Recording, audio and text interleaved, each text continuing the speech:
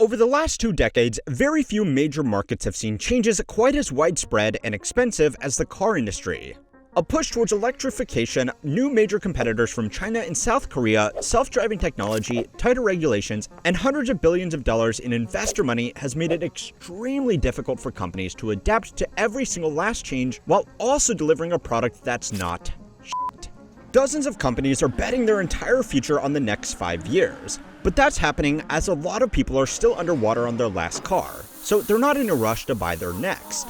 Technology is changing so quickly that cutting-edge cars today might be completely redundant in a few years' time, meaning the right thing to do for most drivers is to sit back and wait.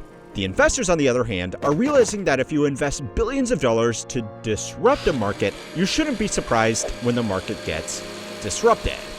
Congratulations. Tesla CEO Elon Musk unveiling the taxi of the not-so-distant future, the Cybercab, at an exclusive event tonight. It's now moving towards electric vehicles, so Jaguar came up with a bright plan, a complete rebrand except for cars. This time, they're selling vibes. Everyone knows the minute you drive a new car off the lot, its value depreciates. But for electric vehicles, the drop is dramatic. Recalling 1 million hybrid vehicles because they may catch fire. The Prius plug-in hybrid, and the CHR SUV model are all needing electrical system repairs. A few months ago, the British car company Jaguar announced that it would cease producing cars until it could totally rethink its entire product lineup. The prestigious automaker was once a British alternative to German luxury brands like Mercedes, Audi, and BMW, even though the company was technically Indian. In recent years, though, the company has released cars that were plagued with reliability issues, lapses in quality, and were generally much worse value for money than even the premium brands they were trying to compete with. The company's I-Pace compact SUV was supposed to be their mass-market product of the future, but it had worse range and tech than most other small electric SUVs, all at a significantly higher price point. The only thing really selling the cars was their premium brand image, but that can only last so long. Last year in an interview, the company's own chief creative officer admitted that the company had no brand equity left whatsoever. The only thing keeping the company alive was its shared ownership with Land Rover, but eventually it was just taking up space on dealership lots that could be filled with cars that actually sell.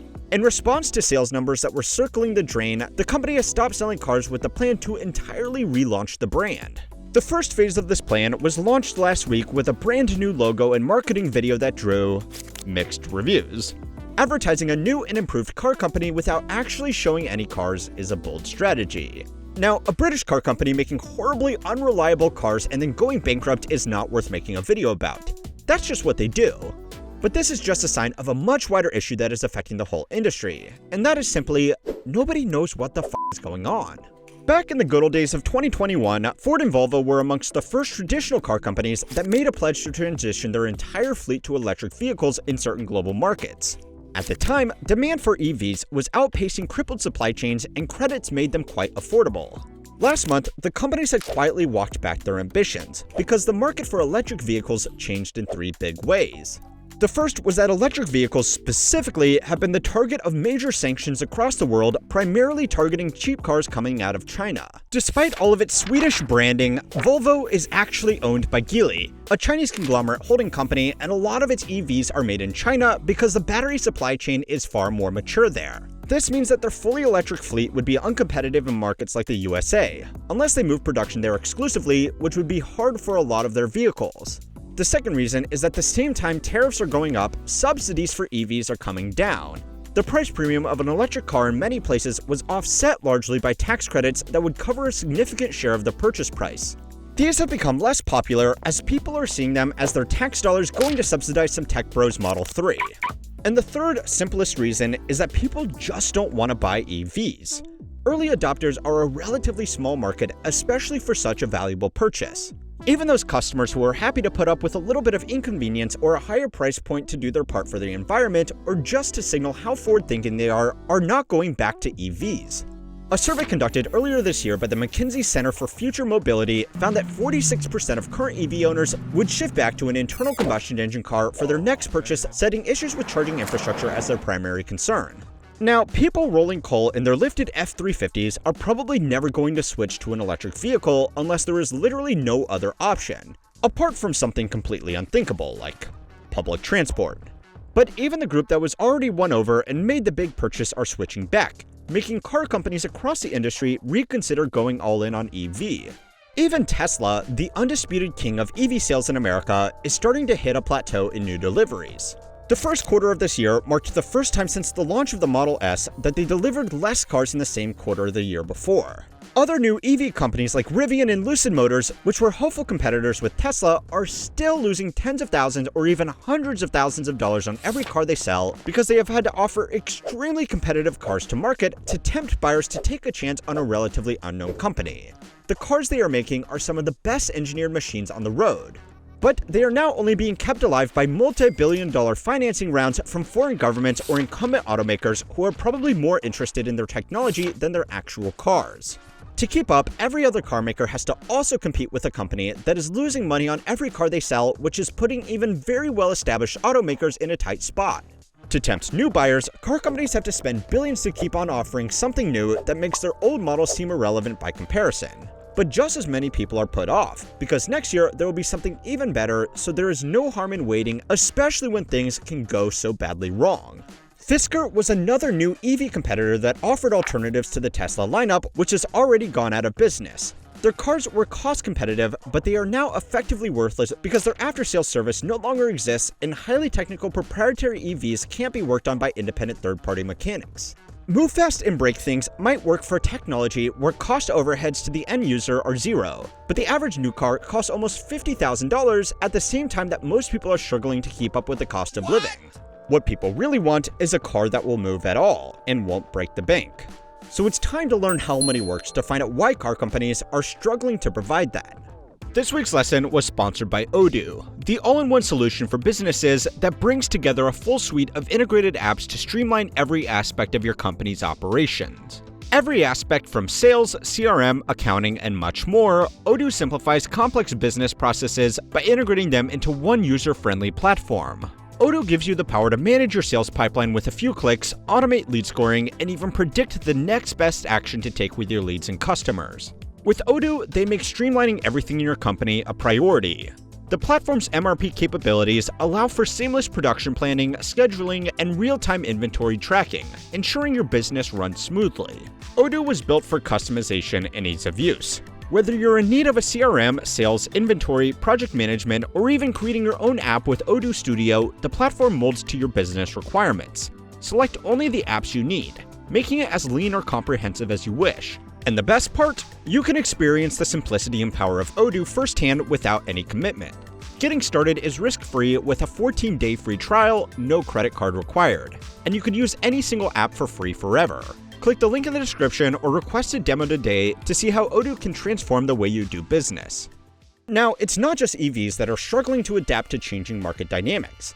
As the newest product offering in the market, they are being upgraded the fastest, especially since a lot of automakers have scaled back research and development into internal combustion engines. But old-fashioned cars have created their own problems too. Cars are simultaneously lasting longer and shorter at the same time. A study by the auto market data firm CAP-HBI in the mid-2010s found that the life cycle of new cars is now significantly shorter than it was in past decades, with the average new model only taking 2 years before an upgraded model comes along.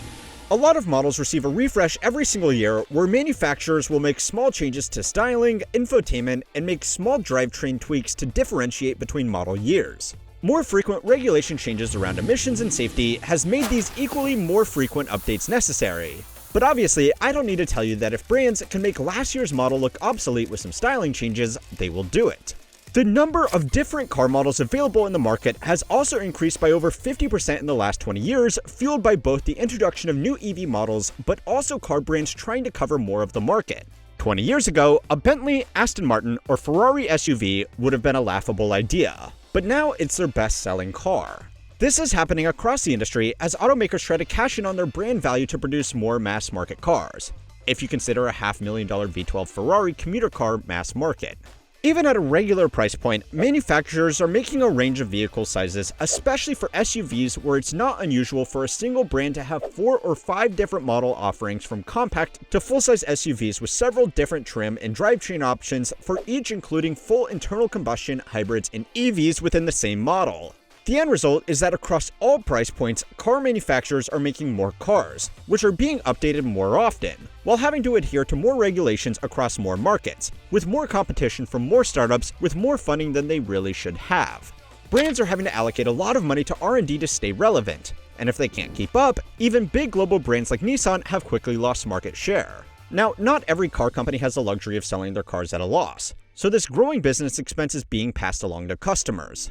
The inconvenient truth about new technology is that sometimes it's kind of crap. Toyota has become the world's best-selling car brand largely thanks to their legendary reputation for reliability. Generally, Toyota develops cars very slowly, which means that models have long production runs, and even if something is a bit outdated, they will keep it around as long as it's reliable. The combination of reliability and the very fact that their cars don't normally look that different year to year has also helped them maintain very strong secondhand prices, which doesn't directly help the company, but it does mean that it has a die-hard customer base that won't drive anything else. But even legendary Toyota has not been immune from this disruption sweeping the car market. They have had to move with the times and phase out a lot of their big, lazy, inefficient, but extremely reliable engines and replace them with smaller, more highly strung alternatives. This change has caused several extremely high-profile engine failures, which have tarnished the brand's invincible reputation. Now, by the numbers, Toyota's reliability is still class-leading, but a viral video of someone's new $30,000 Corolla burning down on the side of the highway sticks with the average consumer more than the numbers do. Now, apart from the people that are happy to lease the newest car every 2 years, this market is not great for anybody. Most car buyers just want a simple, reliable car to get them around. Most companies want to provide it to them. Even the investors are playing a billion-dollar game of last man standing, and it's all because some industries just don't need to be disrupted. Now, some former employees here at How Money Works have abandoned me to start their own channel, and they have actually made a video that shows the result of this disruption in every industry. I am sad to see them go, but their new videos are really good, so I want to see them do well. Definitely check it out, and make sure to like and subscribe to keep on learning how money works.